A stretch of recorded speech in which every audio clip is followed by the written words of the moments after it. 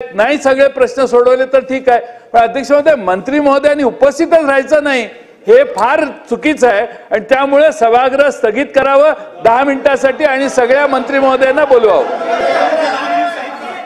अध्यक्ष महोदय कितीदा सांगायचं हे सिनियर सदस्यांना समजत लक्षात येत नाही का? वर प्रश्न उत्तर आहे चालू, प्रश्न उत्तर चालू आहे, त्याला काय अर्थ आहे? विरोधी पक्षनेते आपण चालू करावं।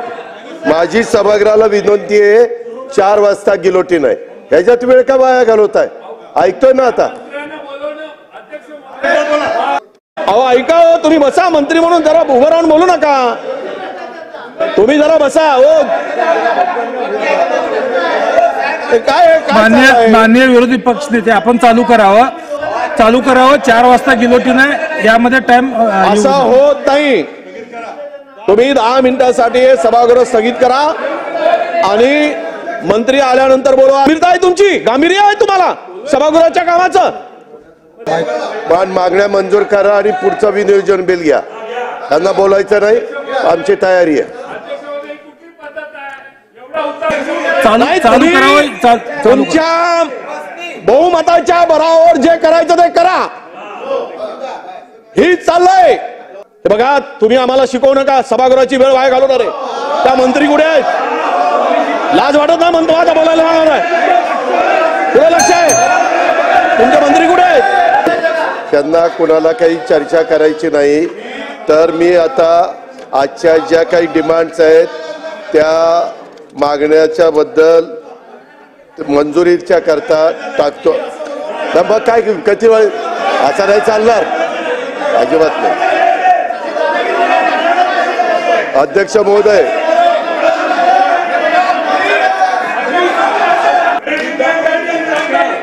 चालू करा, दादागिरी विरोधी पक्षनेते आपण चालू करा। हे चुकीचं होईल, मी बसेल लाबीमध्ये, मी उठणार नाही, मी उठणार नाही, करा तुम्ही चालू करावं, चालू करायचं असेल तर कामकाज चालू। अध्यक्ष महोदय, सन्माननीय उपमुख्यमंत्री अजित पवार यांनी खरं म्हणजे अध्यक्ष महोदय आले। अध्यक्ष महोदय, सन्माननीय विरोधी पक्ष नेत्यांनी उपमुख्यमंत्री महोदयांनी खरं म्हणजे उरलेले आपले सहकारी ताबडतोब सभागृहात बोलवणं आवश्यक होतं। ऐका जरा, त्याऐवजी अध्यक्ष महोदय उपमुख्यमंत्री म्हणतात तुम्ही बोलत नसाल तर मी मागण्या मताला टाकतो। हा एवढा उद्दामपणा बरा नाही, एवढा उद्दामपणा बरा नाही। अध्यक्ष महोदय, मंत्री महोदय हजर राहावेत, ही मागणी आमची सगळ्यांची आहे। शेवटचं अधिवेशन आहे, शेवटच्या डिमांड आहेत। अर्थसंकल्पाच्या मागण्यांवर सगळ्या मंत्र्यांना बोलायचं असतं आणि अध्यक्ष महोदय जर मंत्रीच उपस्थित राहणार नसेल तर किमान एकच मंत्री उपस्थित आहे, उरलेले 3 गैरहजर आहेत। ठीक आहे अध्यक्ष महोदय, म्हणून त्यांना हजर केलं पाहिजे। ठीक आहे।